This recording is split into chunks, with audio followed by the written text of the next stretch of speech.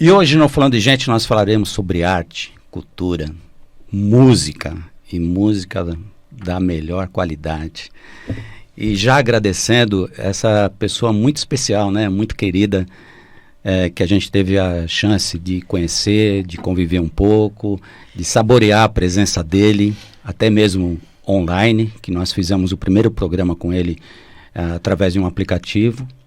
E desde então a gente se encantou com essa criatura, que, como eu falei, né, Pina, é muito gente, uma pessoa muito bacana, uma pessoa realmente importante para a natureza humana. Hoje a gente vai entrevistar o Max Gonzaga. Max, bem-vindo ao Falando de Gente, agora no estúdio. Pois é. Obrigado, gente. Obrigado, Marco. Obrigado, Pina. É um prazer muito grande estar aqui com vocês. Alegria muito grande mesmo. E olha, estava esperando ansiosamente conhecer o estúdio. A gente fez aquela entrevista online, né, que já foi uma delícia. E hoje eu tenho certeza que vai ser melhor ainda. Bom ou melhor que aquilo. Sem dúvida. Estamos aqui. Max, diz pra gente, quem é Max Gonzaga Gente? Max Gonzaga Gente. Max Gonzaga Gente é uma pessoa progressista, isso sim, com certeza. Trabalho com música já há muitos anos, desde 1985, quando eu comecei a trabalhar com a música mais voltada para a interpretação, né?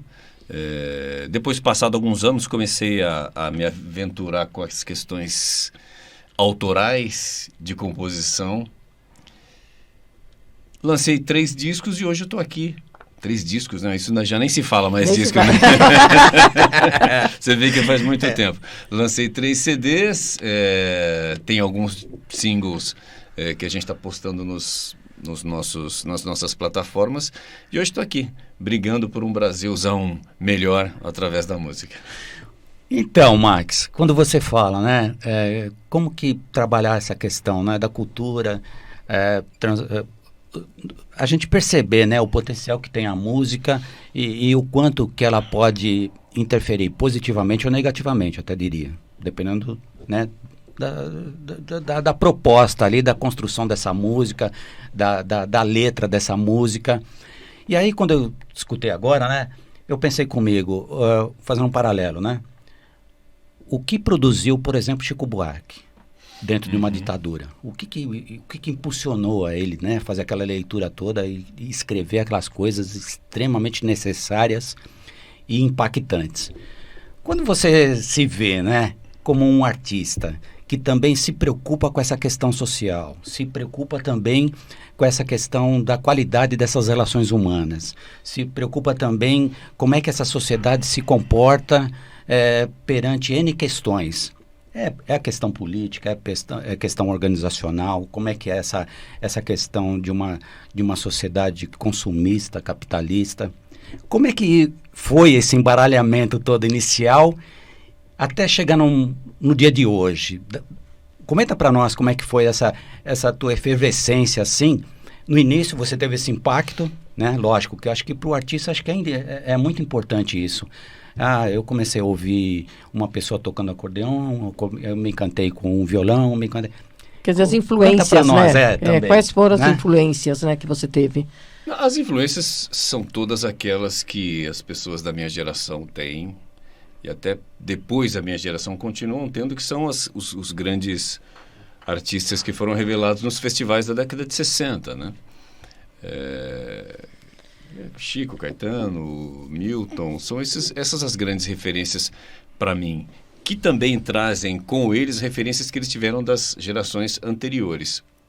Eu acho que a diferença entre essa geração desses anos 60 e 70 para a gente, eu acho que é muito mais a construção dos músicos ou da trajetória através do espaço em mídia, né? Naquela época em que Chico Buarque e Gil, Edu Lobo faziam todas aquelas construções, buscando um Brasil melhor, né? Fazendo as coisas acontecerem através da arte, eles tinham como aliados também a mídia, né? A mídia também estava desse lado de cá, porque a ela muito interessava combater aquilo que estava sendo imposto para a gente com relação ao regime. Né? Então, todo mundo estava dentro de uma mesma trincheira. Talvez as questões comerciais não fossem tão preponderantes para essas pessoas, né? Para esses compositores e para todo esse jornalismo, alguma parte do empresariado que fazia parte disso. Hoje em dia está um pouco mais diferente, né? Tá diferente porque nem todo mundo na mídia está do mesmo lado, do nosso lado progressista ou do lado de que realmente quer um Brasil mais igualitário ou quer as grandes liberdades que a gente brigava lá atrás. Então, isso faz com que a gente caminhe, de repente, em trincheiras diversas. E muitas vezes você, estando em trincheiras diversas, você entra no combate em uma certa desvantagem, né? Quem se favorece disso é quem está do lado de lá da fronteira. Então, do lado de lá, qual é o perfil do artista que está lá? Ele é um artista mais voltado para o entretenimento. Nada contra, está voltado para o entretenimento, mas não... É a proposta dele. É a proposta dele, mas não para a formação de opinião. O lado ruim é que... Formação, formação, quando você diz formação, é uma provocação à crítica, uma provocação a uma reflexão mesmo. A reflexão, você levar o seu público sempre à reflexão. Acho que esse é o grande papel da arte, né? A arte, se ela não tiver essa função, não tiver esse objetivo, deixou de ser arte, passou a ser entretenimento. Então, unicamente. Entretenimento. E você entende que essa questão de você fazer essas letras que exige uma reflexão, o público não está muito preocupado em fazer isso e prefere, às vezes, essas músicas que às vezes não tem nem letra, né? Mas tem um balanço, alguma coisa. Não, infelizmente tem isso, né? Não, mas o público ouve aquilo que é posto para ele ouvir. Quer dizer, acaba impondo, né? Exato. É toda uma indústria que é direcionada para que determinado tipo de produto seja consumido. Então, eu não posso dizer que a culpa é do público. O público, ele consome. Então, se você, de repente, colocar... Se oferece isso, se você oferecer Max Gonzaga ou qualquer outro compositor contemporâneo que tenha uma proposta diferente, diversa daquilo que a gente vê hoje, esse artista vai ser consumido. Mas é que existe todo um aparato que não proporciona esse tipo de divulgação, né? É por isso que a gente hoje não vai ter, provavelmente, artistas de projeção nacional e unânimes como a gente tinha naquela época, né? Então, naquela época, a gente tinha, por exemplo, aqueles artistas que eram consagradíssimos. O que é um artista consagrado? Permaneciam por um longo período. E até hoje, muitas vezes. Até hoje, sim. Então, como que isso funciona? Então, quem é um artista consagradíssimo? É aquele que... A minha avó sabe quem é. A minha avó que está lá tricotando. Vó, você conhece uma música do Roberto Carlos? Ela conhece. Sabe quem é? Sabe. Você sabe, já ouviu uma música do Luiz Gonzaga? Sabe. Né? Por quê? Porque essas pessoas, elas foram difundidas através de um meio único de divulgação que era o hegemônico. E que hoje não existe mais. Né? Hoje está tudo pulverizado. Então, hoje você tem muito mais artistas, você tem uma capacidade de lançar o seu produto maior, porém, por estar pulverizado, pouca gente vai te conhecer. E quando você fala assim, eu posso entender também que você está se referindo a quantidade e qualidade. Os dois. Você tem artistas maravilhosos, com trabalhos extremamente vigorosos, que tem um grande público, mas que você nunca ouviu falar.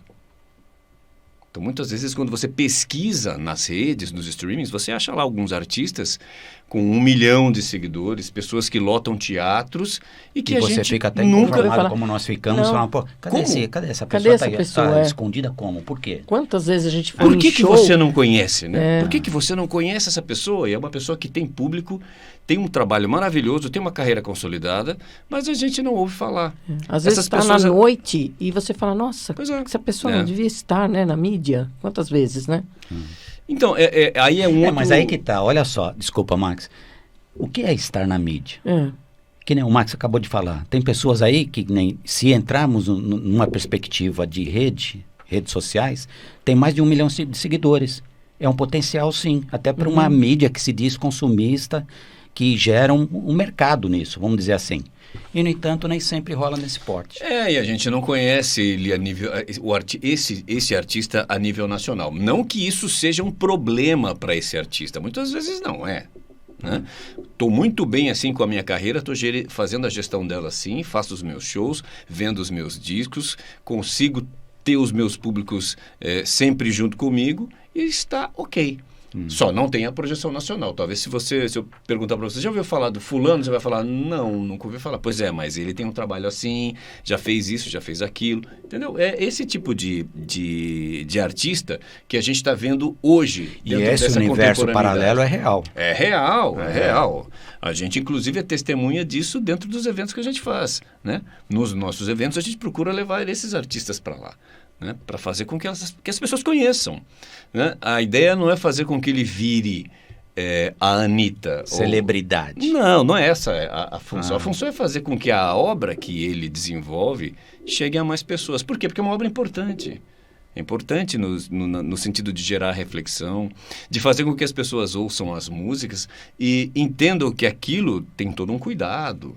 Tem todo um trabalho artesanal ali de formiguinha para ser desenvolvido, né? Que não é uma coisa que algum produtor entra na sua sala, olha, hoje você vai falar tá, BBB, xixi. E isso vai ser o sucesso do verão. Não é assim que funciona com a gente, né? Mas é assim que funciona com outros artistas que optaram por esse tipo de trabalho. É uma opção, né? E falando nisso, Max, a gente sabe que você está no Vale do Paraíba, numa cidade também muito querida, que é São José dos Campos. Sim. Lá rolam 2 projetos maravilhosos, o Sarau e o Tapete Mágico. Exatamente. Conta para nós essa Como grande isso experiência. acontece? Fala no início, como é que foi, como é que não foi, como é que está indo agora, pós-pandemia e tudo mais. Isso é uma história muito legal. A gente... uma vez teve uma festa de aniversário lá em casa.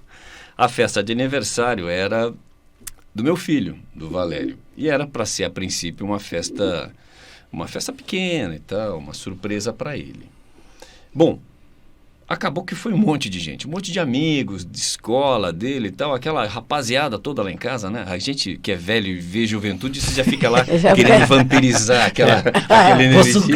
Vou sugar isso. E foi uma festa legal e tal, mas a gente, óbvio, deixou a turminha, né, se divertir ali e tal. Num determinado momento, os meninos pediram para que eu tocasse. Eu já nem estava mais na festa, a gente estava vendo TV, enfim, não, a gente quer ouvir o seu pai. Eu falei, como é que é? Me ouvir? E, para minha surpresa, um monte de gente conhecia o meu trabalho, conhecia as minhas músicas, né? Que eu falo, nada é por acaso. Então, aí a gente fez aquela roda, toquei, todo mundo cantou junto, foi uma grande festa e tal. E aí algumas pessoas se arriscaram a cantar também, a fazer interpretações, performances ali e tal.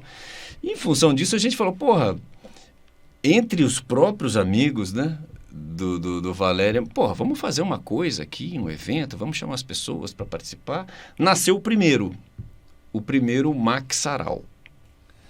Era esse o nome, né? Porque nasceu em função das minhas músicas lá e tal. Bom, ok. Uhum. Aí as pessoas foram, e no início eram só mais os adolescentes que participavam, né? E com a segunda edição foi um sucesso total, um monte de gente chegando, pô, aí a gente acabou consolidando. Aí o que aconteceu? A gente estruturou o Sarau dentro de um contexto multiartístico, né? Então, tem literatura, tem dança, tem artes plásticas, várias expressões tem a música, culturais. tem tudo lá. Uhum. Né? E a gente acabou dividindo. Então, como é que vai ser? Bom, vai ter o poeta, o escritor homenageado e vai ter o artista que vai fazer a abertura dos trabalhos através de um pocket show. Então, a gente abre com um pocket show de um artista da cena independente. Tem o escritor homenageado vivo, né? Obviamente, que está presente no evento. E depois a gente abre o palco para as pessoas performarem com aquilo que tiverem vontade, que derem na telha, né? Então, aí a gente bimestralmente vem fazendo esses eventos. E a nossa preferência, obviamente, é trazer artistas para fazer o Pocket que sejam da cena independente. Bom, beleza, fechamos a página do Sarau. O que aconteceu? Como a gente começou a ter contato com muitos artistas da cena independente, o que a gente falou? Porra, a gente começou a gerar um público que estava realmente muito sedento por aquele tipo de trabalho, né? Independente, Sim. novidade e tal. Então, o que a gente resolveu fazer? Pô, vamos fazer, então, nas janelas do sarau, já que ele é bimestral, vamos fazer um projeto de show, de mini show. Então, é um show para 60 pessoas, com bilheteria, onde a gente chama artistas que já passaram pelo Max Sarau para fazer, aí sim, um show inteiro, com o público pagante, com uma estrutura para que ele consiga sair daí com um cachê razoável, que inclusive viabilize a vinda dele de onde quer que ele venha. Né? Então, você faz uma cobrança, combina os valores, o artista sai com um cachê razoável e fica todo mundo feliz da vida. Sim. Então, a gente já teve lá 6 edições, né? Só que existiu depois desse meio tempo a pandemia, que deu uma brecada na história, e agora a gente está retomando. Essa página 2 chama-se Tapete Mágico. É o Tapete Mágico, que Tá. já é o projeto de show com bilheteria. Aí não tem palco aberto. O artista vai lá, se apresenta o trabalho dele, é um show de 1 hora, 1h30. E as pessoas vão e cobram. Vira uma situação curiosa. É o contrário. Parece o público do Tapete Mágico, ele está lá. Ele já existe. O artista não tem que brigar por aquele público. O público está lá. Sim. O público quer saber quem vem. Quem é o artista dessa vez. Né? Então, isso é o que motiva Sim. as pessoas a irem lá para tocar. Porque é uma delícia você estar num ambiente e tocando para um público que quer a novidade. Ele quer o novo. Ele não quer ouvir aquilo que já existe. Ele quer ouvir uma novidade. Está aberto, de peito aberto para esse tipo de arte. Isso para a gente que é o grande sucesso do projeto. Ô Max, é possível nós te ouvirmos agora? Cantar alguma... Mas com prazer. Por favor. Com prazer. Vamos saborear Degustar aí. aqui Vamos explorar a presença do Max aqui. Vamos ficar aqui até as 10 da noite. Vamos embora. Que é isso? Que é isso? Vamos lá. Eu vou tocar uma música aqui que fala um pouco dessa questão da reflexão mesmo. Ela se chama Peixe.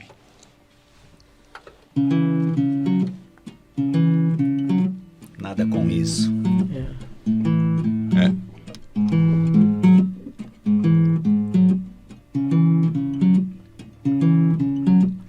Peixe nadando pra fugir do predador, pede socorro e ouve alguém dizer que não tem nada com isso.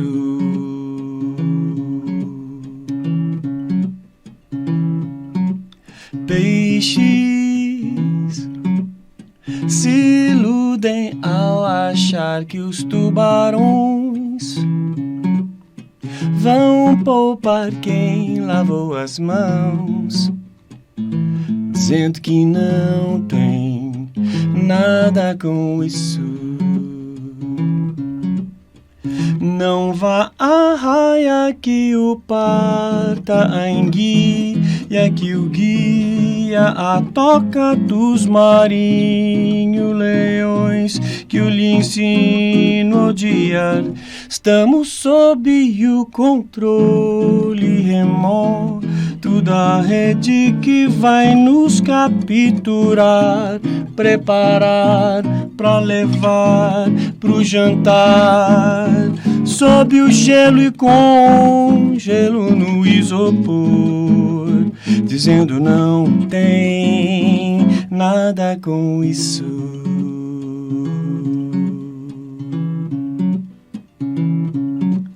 Peixe, o topo da cadeia alimentar, doutrina adora ouvir você dizer que não tem nada com isso.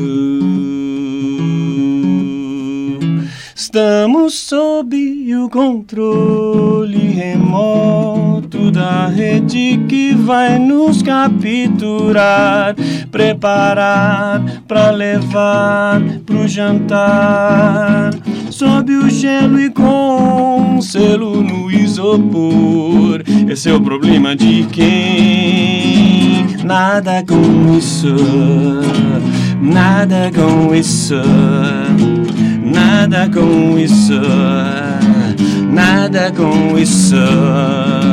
Nada com isso, com arraias, com moreias, com baleias assassinas, com garopas barracudas, leões marinhos, leões marinhos.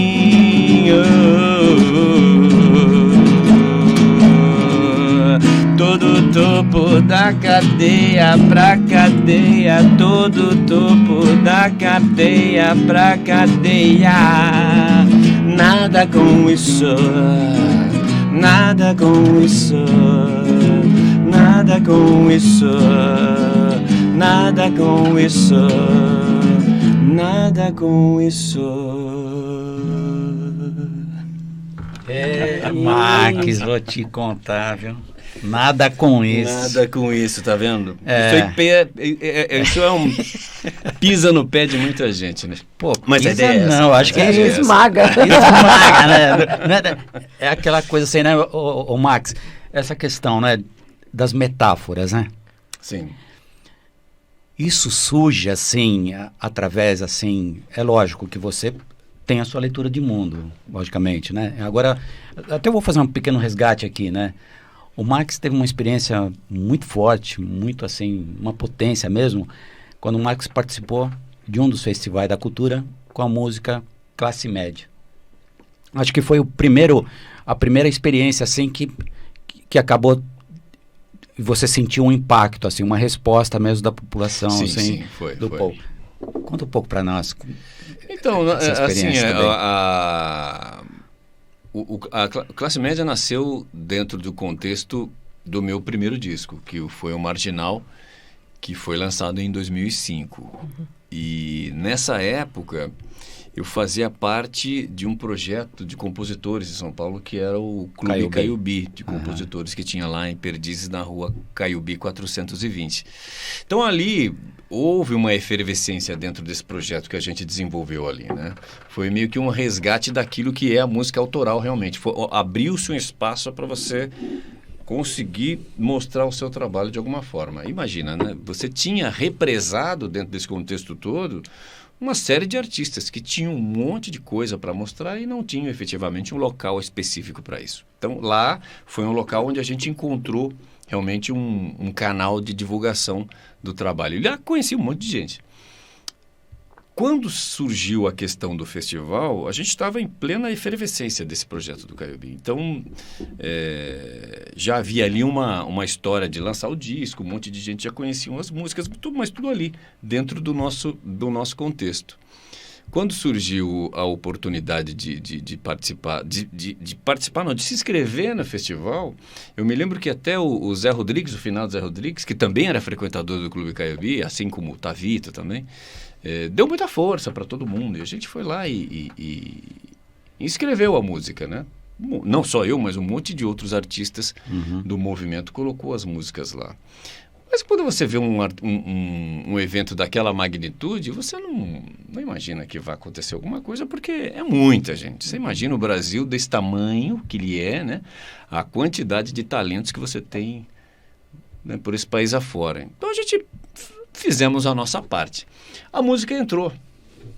E olha só, a gente já estava com o projeto de lançamento do disco, de tudo, a festa de lançamento, os shows, tudo agendado, tudo marcado para acontecer naquela semana, né?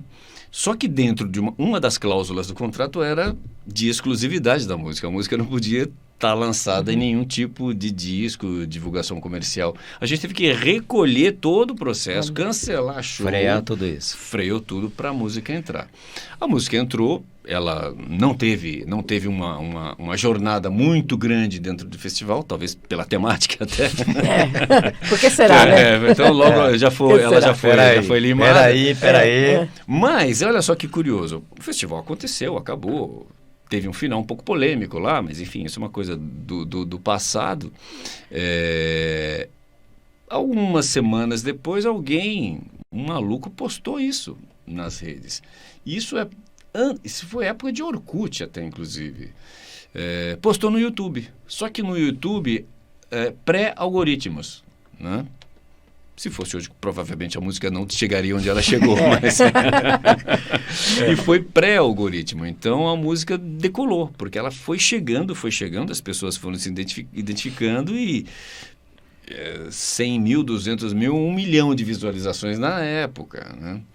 E isso, obviamente, que teve uma repercussão bem legal, porque as pessoas começaram a me procurar. Sim. A gente começou... Quem é?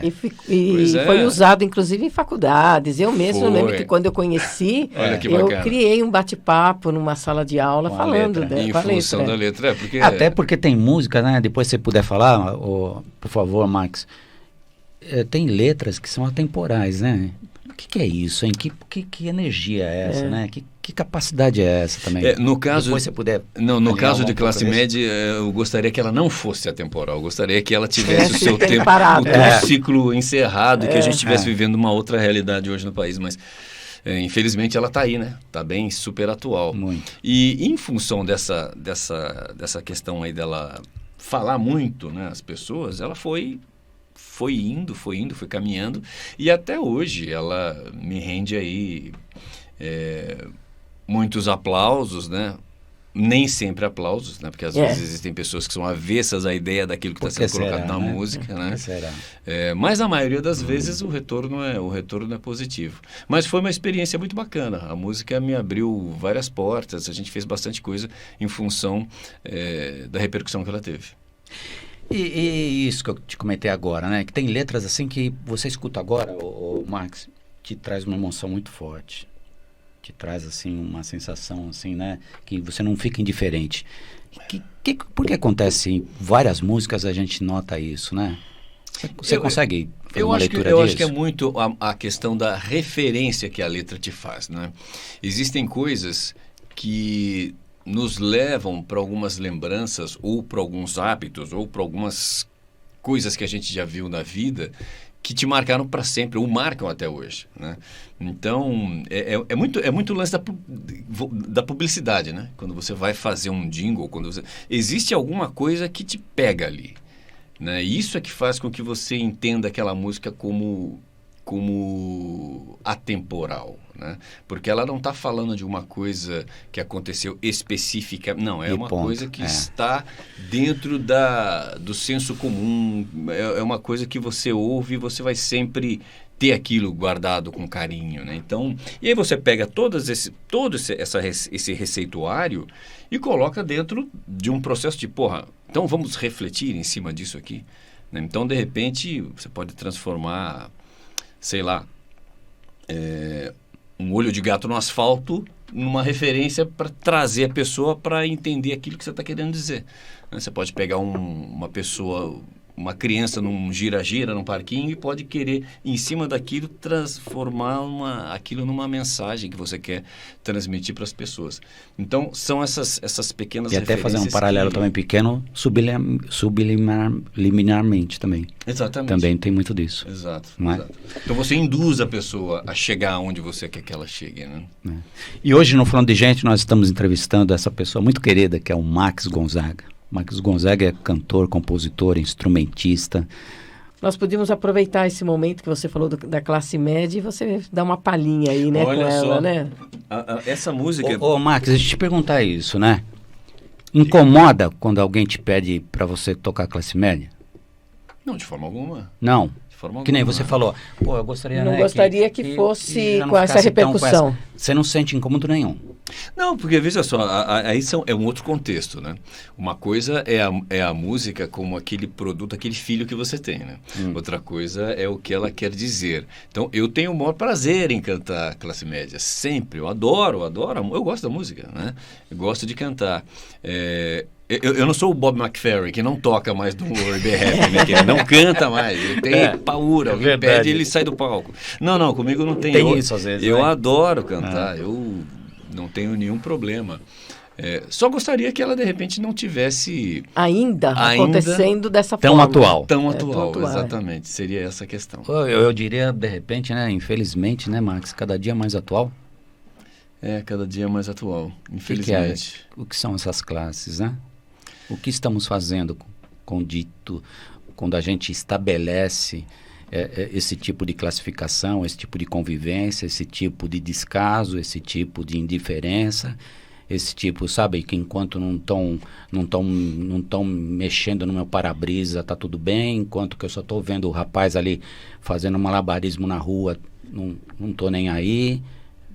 Até quando que a gente vai conseguir melhorar, Max? Pois eu acho que no dia em que a gente perceber que realmente a gente está dentro, a gente está em plena batalha entre as classes mesmo. É uma disputa por espaço, é uma disputa por esse poder. A gente teve aí durante um período muito breve uma pequena ascensão das classes mais baixas, tentando ocupar alguns espaços públicos, né?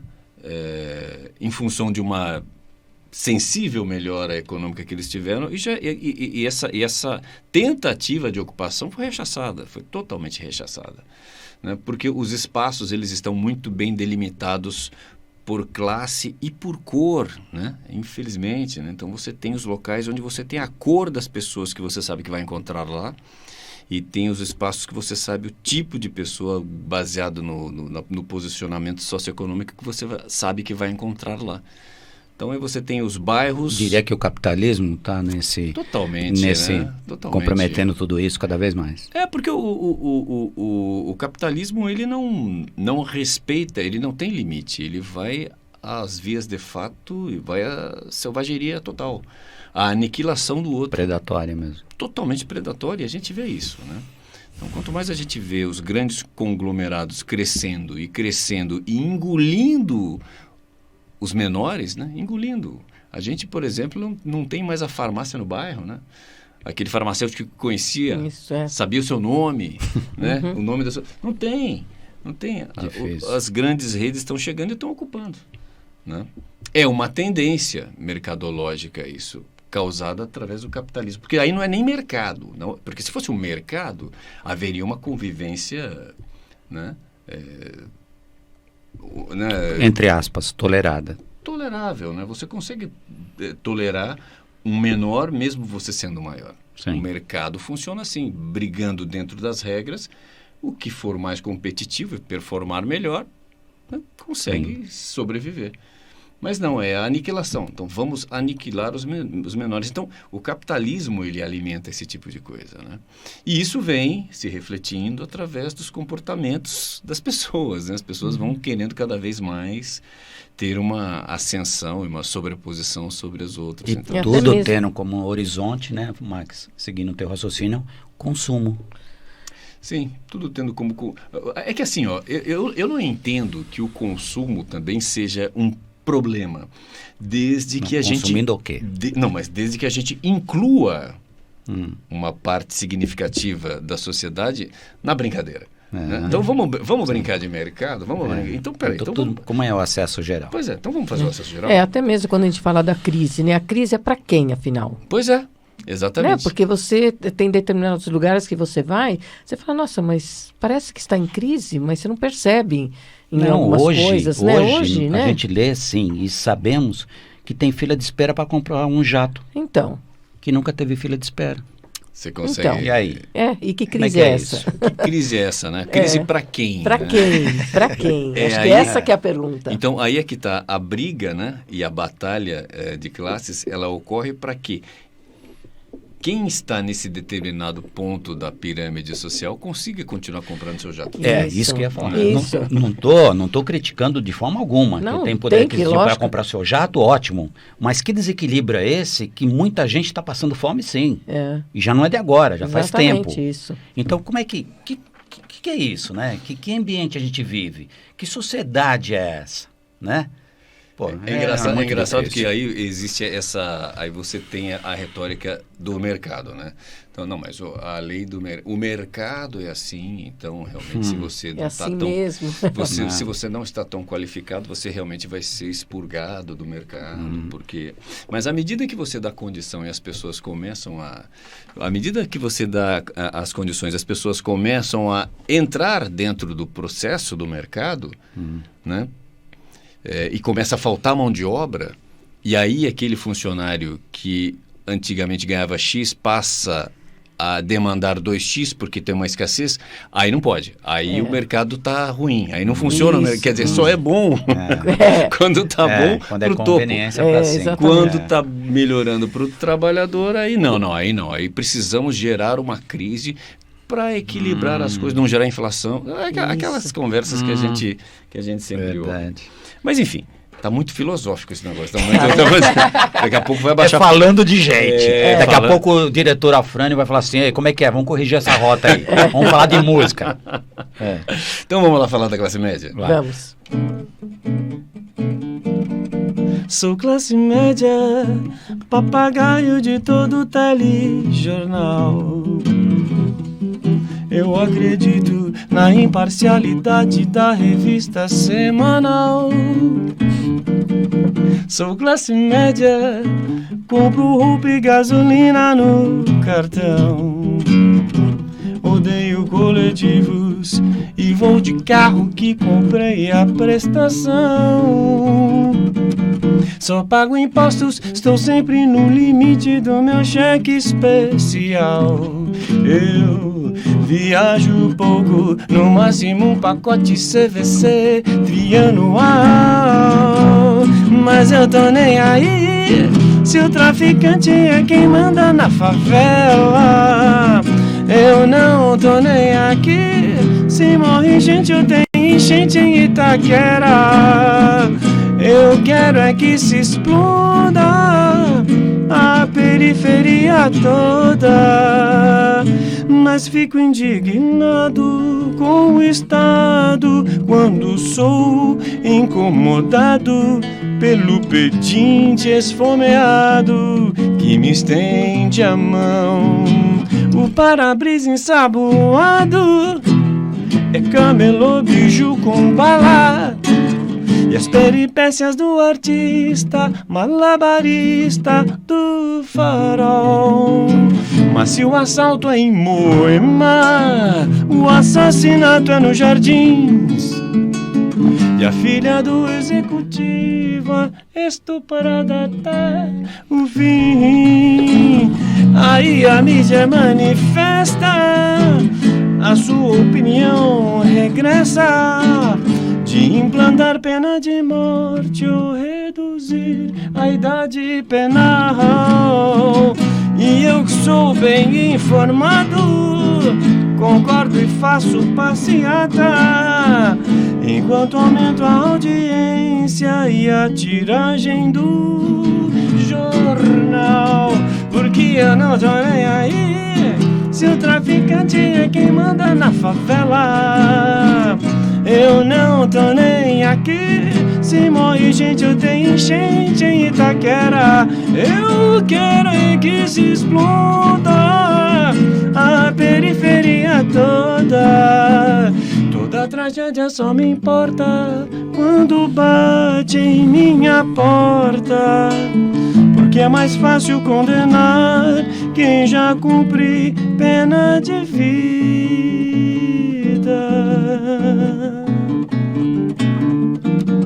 Sou classe média. Max, é um caso sério, hein, Esse é um caso sério. Olha, não é? Verdade. Só temos que tomar cuidado. A Polícia Federal não pode bater aqui na nossa porta. Bando de subversivos. Aí eu abri o Afrânio fala assim, ih, deu rolo. Fala, Lascou. Fala um pouco lá de 2010, quando que iniciou a produção do álbum Fotografias. Como que foi isso? Fala um pouco dos três para nós, melhor dos três, ainda. na verdade, Olha só que bacana você perguntar, porque o Fotografias, eu comecei a produzir...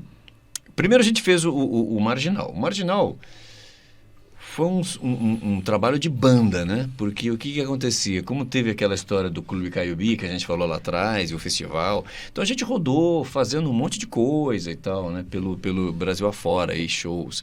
Então, a banda marginal, ela estava muito afiada. Então, quando a gente foi fazer o disco, né? O disco foi a banda. Então, a gente já tocava junto, vamos gravar. Entrou todo mundo no estúdio, a gente foi lá e fez o som da banda.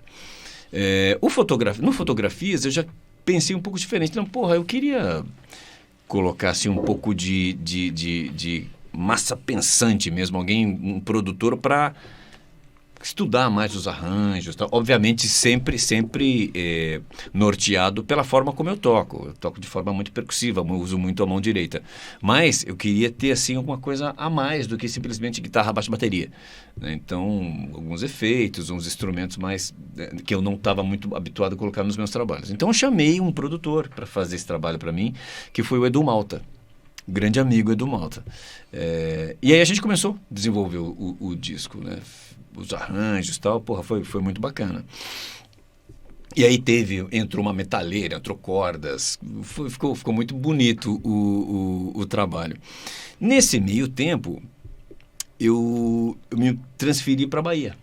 Eu comecei a morar na Bahia, né, por uma série de questões aí. E o disco estava pronto, e eu precisava fazer o lançamento do Fotografias. Então, o que a gente fez? Fizemos o lançamento lá. Então, a gente fez o lançamento no Bar Bataclan em Ilhéus. Cara, foi uma delícia, foi uma delícia. E foi um momento muito, muito legal, porque, assim, foram novas fronteiras que foram abertas, outro público, outra galera que até então não conhecia tão a fundo o meu trabalho e teve a oportunidade de conhecer. Então, foi bem, bem, bem, bem bacana mesmo. Por isso que eu gostei da sua lembrança. Legal. E aí os outros dois? E aí tem o Fisiologia, depois né? veio o Fisiologia. O Fisiologia já foi uma outra proposta, né? Não era a gravação de um disco, seria o registro de um show. Só que um show sem plateia. Então, o que a gente fez? A gente fechou um espaço, um teatro, colocou todo o aparato e a gente tocou, né?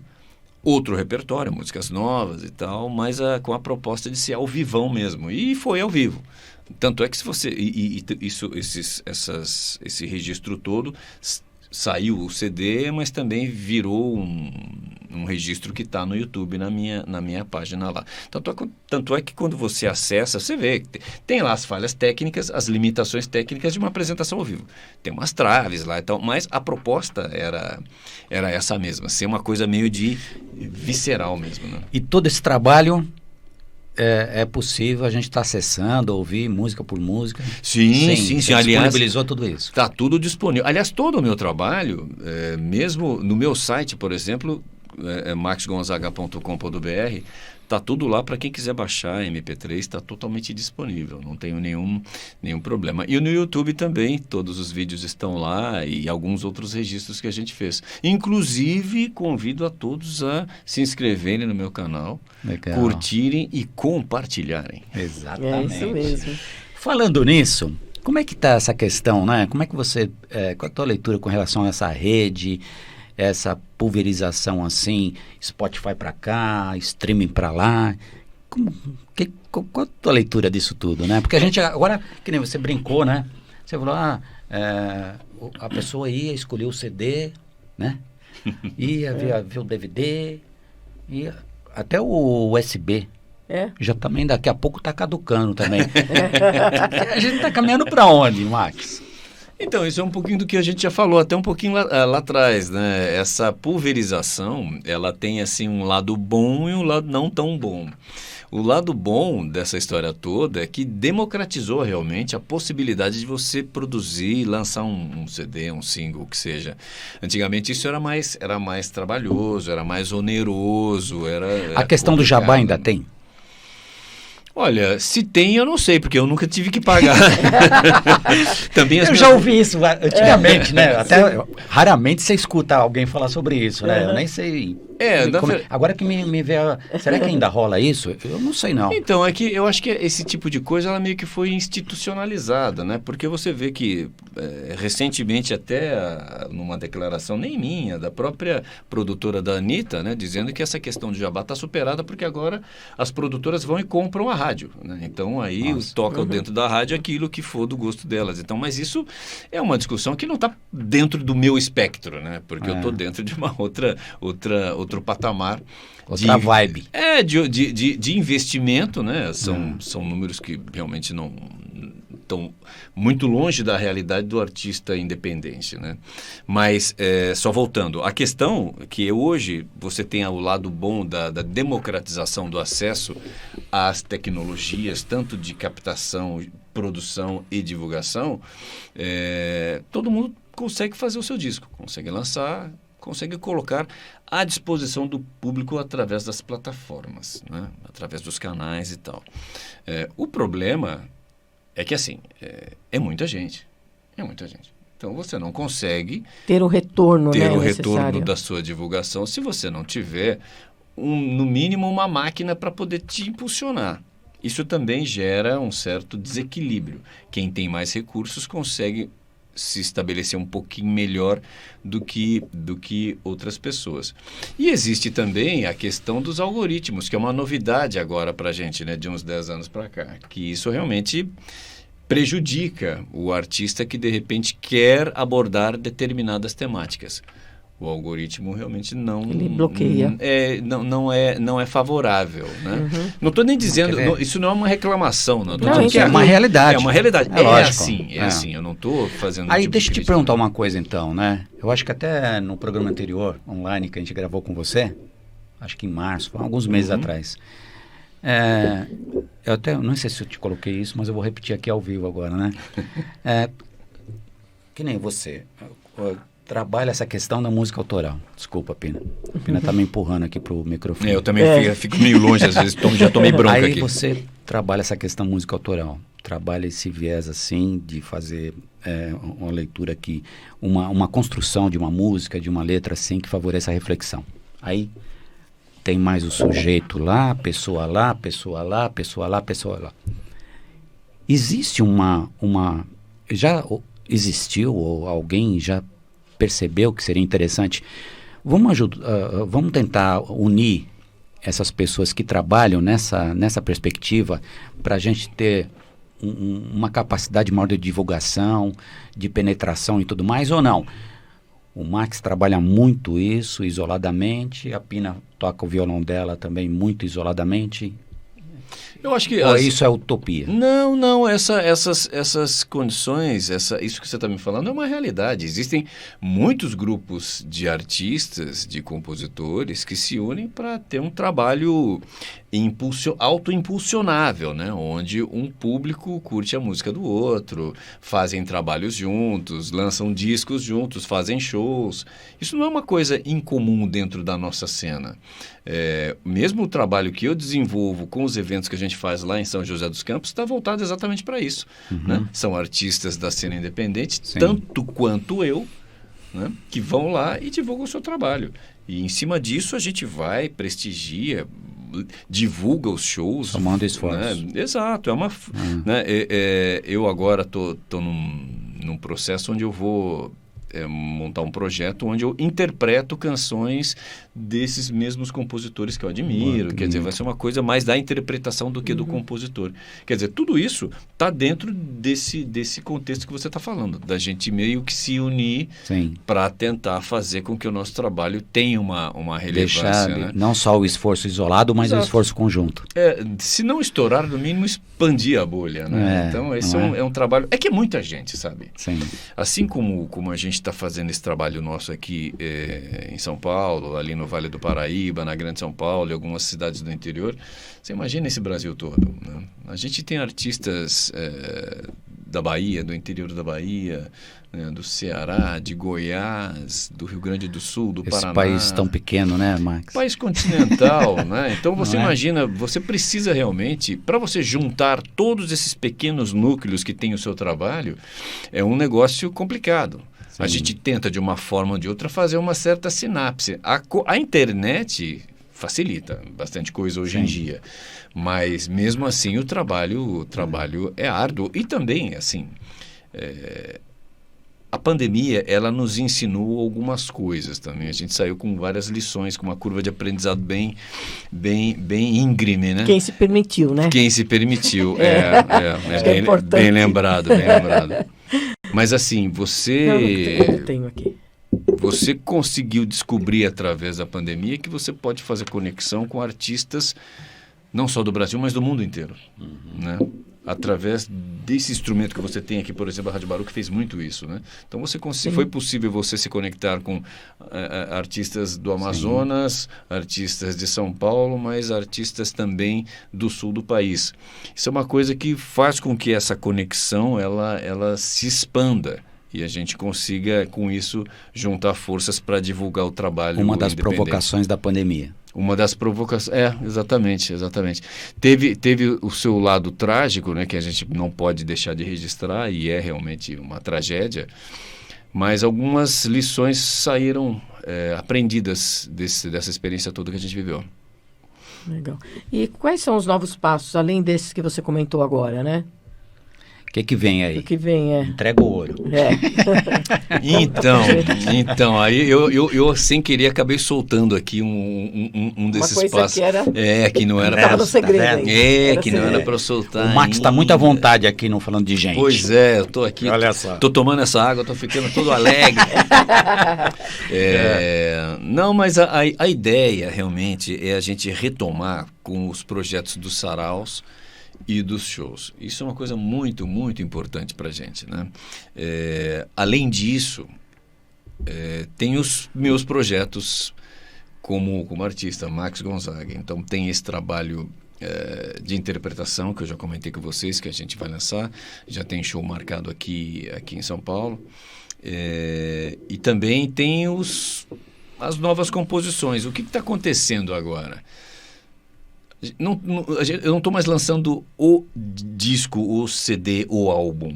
A gente está soltando os singles. Então, durante a pandemia, a gente soltou o Parquinho, que foi um single que a gente soltou em 2020. Em 2022, agora, a gente lançou um segundo single, que é o Convocação, que é uma música que fala aí dessa contextualização política que a gente está e tal, do momento importante da nossa história que a gente está vivendo, que é importante a gente ir para a luta e se posicionar, né? E aí tem uma série de outras canções que estão prontas, mas eu estou aguardando uma brecha para poder parar, produzir e soltar. Daqui para o final do ano a gente deve lançar aí mais umas 3 canções para no final aí compor um álbum único que vai se chamar Convocação, inclusive. Max, bem-vindo sempre. Nós estamos na reta final de mais um Falando de Gente. Já foi? Olha isso. Já. Caramba, olha aí. Agradecendo a tua presença. Volte quando você desejar. Se você falar quando vocês desejarem, a gente vai te chamar direto. O tempo todo. E você vai falar, o que é isso? Vou ficar só na Baruch agora? Mas é verdade. Então, para saber mais do Max, para ouvir essas maravilhas aí, para saber dessas agendas. Vamos lá. Qual é o endereço? Para saber do Max, o Max está nas redes. Então é maxgonzaga.com.br. Existe o canal do YouTube de Max Gonzaga mesmo, não tem erro. Entrem, compartilhem, se inscrevam no canal, porque isso ajuda e dá relevância para aquilo que está sendo dito ali. Estou no Instagram, como Max Gonzaga também, Facebook e TikTok, estou lá também. Se vocês quiserem lá dar uns tics e uns toques, legal. Estamos ali. Para participar e conhecer mais sobre o nosso projeto do Max Sarau e do Tapete Mágico, também entre em contato com a nossa produção através do telefone 12997290646. Repita. Tem muita novidade rolando, é muito bacana o projeto. É 12997290646.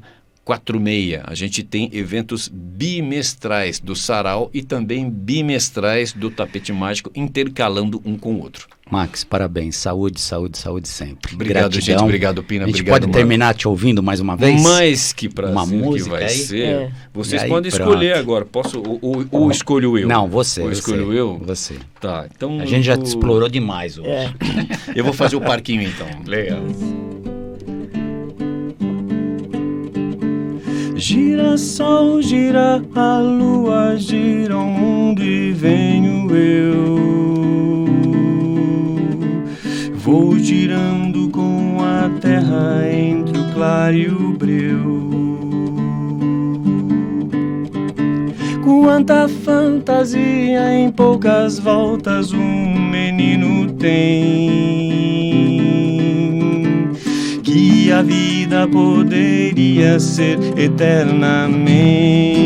eternamente só subir, descer no escorregador, na gangorra junto ao chão, te ver no alto a sorrir, com seu impulso balançar, até ver os meus pés no azul, ser livre pra poder brincar e girar no gira, gira, gira, gira o mundo sem parar. Você girava aqui comigo, agora não está. Foi voar, cresceu e quer só mais subir. Já está no topo e ainda quer subir. Não se permite balançar, nem admite escorregar, nem me impulsionar no gira, gira, gira, gira o mundo sem parar. Nessa vida de gangorra vivo a balançar, vem subir comigo no escorregador e sentir todo o parquinho aos nossos pés e de barriga escorregar, sem medo das dores do amor, ser pra sempre o vencedor. Gira sol, gira a lua, gira o mundo e aqui estou eu. Gira com o pai, gira com a mãe, gira com o filho teu. Sobe, desce, cai, é pra sempre se levantar.